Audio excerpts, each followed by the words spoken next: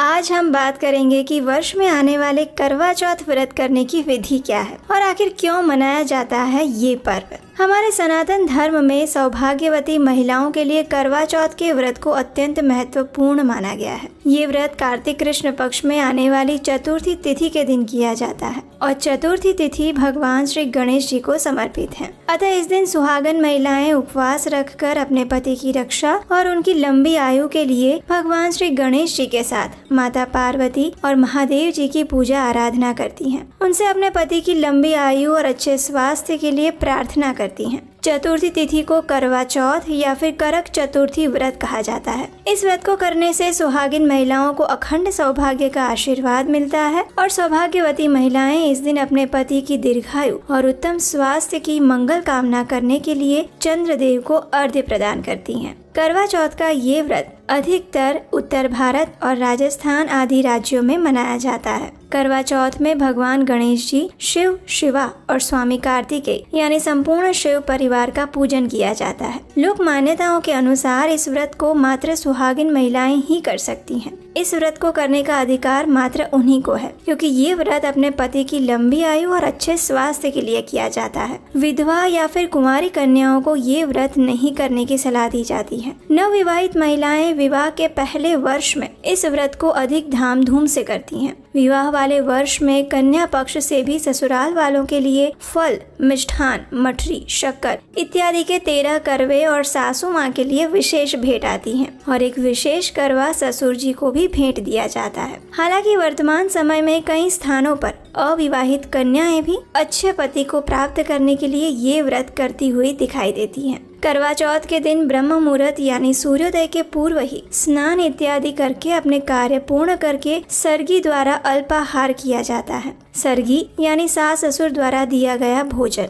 करवा चौथ में मिठाई, फल, सेवइयाँ और पूड़ी की सर्गी ग्रहण करके व्रत शुरू किया जाता है। अल्पाहार के बाद अपराह्न तक निर्जल व्रत रखने का संकल्प होता है। अपराह्न में 4 बजे से 5 बजे के बीच में अपने सास, जेठानी अथवा अन्य किसी पूज्य महिला से कथा सुनने का प्रावधान है। कथा सुनते समय एक चौकी पर भगवान गणेश जी और माँ गौरी की मूर्ति की स्थापना करके उन्हें चुनरी ओढ़ानी चाहिए। बिंदी इत्यादि सुहाग सामग्री से माँ गौरी का श्रृंगार किया जाता है। साथ ही जल से भरा हुआ लोटा और थाली में रोली, गेहूं, चावल से भरे हुए मिट्टी के करवे को ढलन वाले दिए के साथ रखकर चौकी पर स्थापित किया जाता है। साथ ही भेंट के लिए 13 करवे रोली से स्वस्तिक बनाकर रख लिए जाते हैं। माँ गौरी और गणेश के साथ ही करवा की परंपरा अनुसार पूजा की जाती है और पति की दीर्घायु के लिए प्रार्थना की जाती है। माँ गौरी से पति की लंबी आयु की प्रार्थना करते हुए इस मंत्र का जाप करना चाहिए।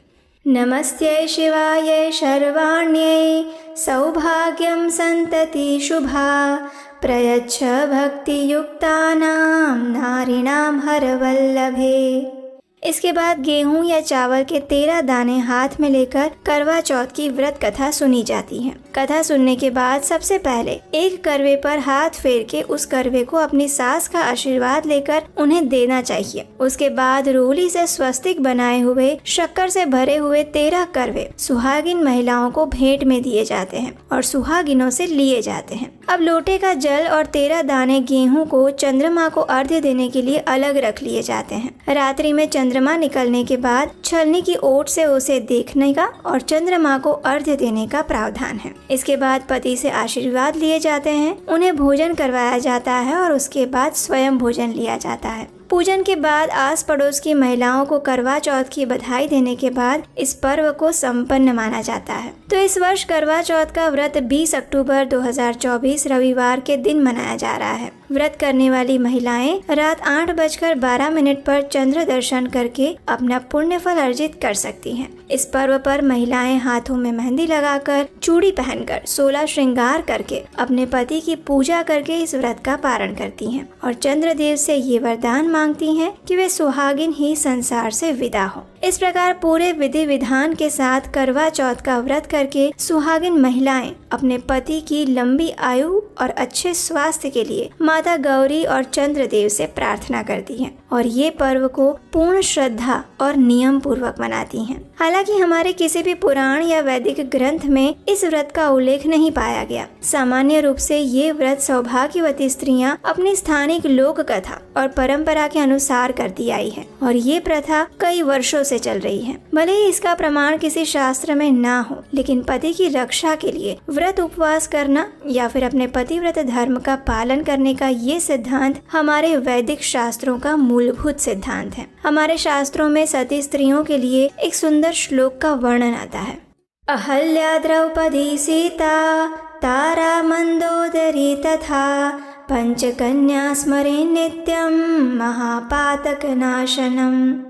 इसका अर्थ है कि अहल्या, द्रौपदी, सीता, तारा और मंदोदरी इन 5 कन्याओं का प्रतिदिन स्मरण करने से बड़ा पाप नष्ट हो जाता है। हमारे अनेक वेद, पुराणों और ग्रंथों में ऐसी महान सती स्त्रियों के जीवन के अनेकों उदाहरण प्राप्त होते हैं, जहां वे अपने पति और परिवार की रक्षा हेतु स्वयं देवताओं के सामने भी खड़ी हो जाती है। सत्यवान की पत्नी सावित्री, माता अनसुया, सीता माता, देवी अरुंधति, वृंदावन की गोपियाँ, ये सब उन्हीं सती स्त्रियों के उदाहरण हैं। ये उनका सतीत्व ही है जिसकी आध्यात्मिक शक्ति से बड़ा दुष्कर कार्य भी वे सफल बना सकती थी। जब हम कोई भी व्रत या उपवास करते हैं तो उसके पीछे का उद्देश्य क्या है और उसमें हमारी चेतना क्या रहनी चाहिए, ये सबसे महत्वपूर्ण बातें हैं। इसलिए चाहे आप कोई भी व्रत या उपवास कर रहे हैं, लेकिन अगर उसकी चेतना में उच्च आध्यात्मिक उद्देश्य नहीं है तो फिर वो एक कर्मकांड बन के रह जाता है। तो फिर अब प्रश्न आता है कि इस करवा चौथ के व्रत में हमारी चेतना कैसी होनी चाहिए।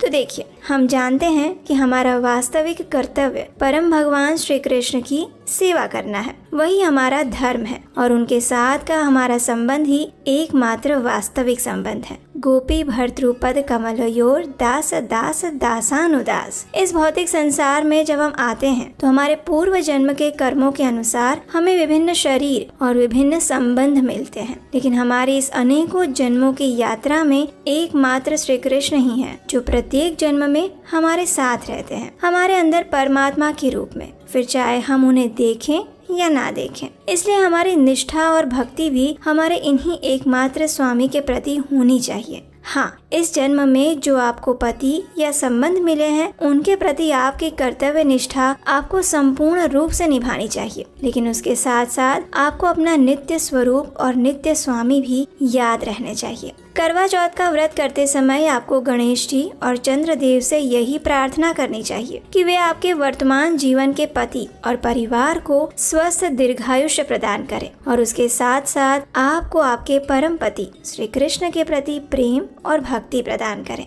अगर आप इस मानसिकता के साथ अपने परिवार की परंपरा का पालन करते हुए इस करवा चौथ का व्रत करते हैं तो अन्य लोगों की तुलना में आपका करवा चौथ अधिक सफल माना जाएगा। तो ये थी करवा चौथ करने की संपूर्ण व्रत विधि, उसका महात्म्य और किस चेतना से हमें ये व्रत करना चाहिए इसके विषय में संपूर्ण जानकारी। अगर आपको ये जानकारी अच्छी लगी है तो इस वीडियो को अपने मित्रों, परिवारजनों को शेयर कर दीजिए। ऐसी महिलाओं को अभी व्हाट्सएप कीजिए जो आने वाले समय में करवा चौथ का व्रत करने वाली है, ताकि उनका भी करवा चौथ का व्रत सफलता पूर्वक संपन्न हो सके। इस करवा चौथ की व्रत कथा सुनने के लिए अगर अभी तक नहीं किया है तो इस चैनल को सब्सक्राइब करके रख लीजिए।